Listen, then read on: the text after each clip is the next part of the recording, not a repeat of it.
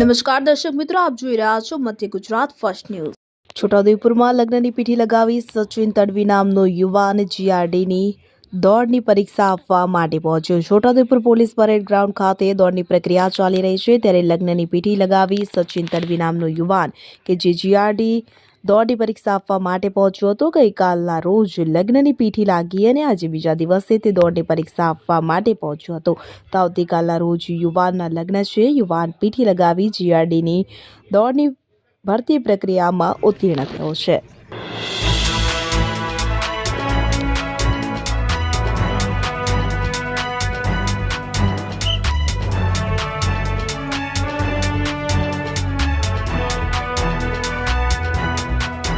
કાલે મારું મેરેજ છે અને આ જીઆરડી ની પરીક્ષા માટે હું પરીક્ષા આપવા માટે આવ્યો છું અહીંયા, અને દોડની પરીક્ષા માટે આવ્યો છું અને મને ખૂબ આનંદ થયો કે મેં દોડની પરીક્ષા પાસ કરી છે।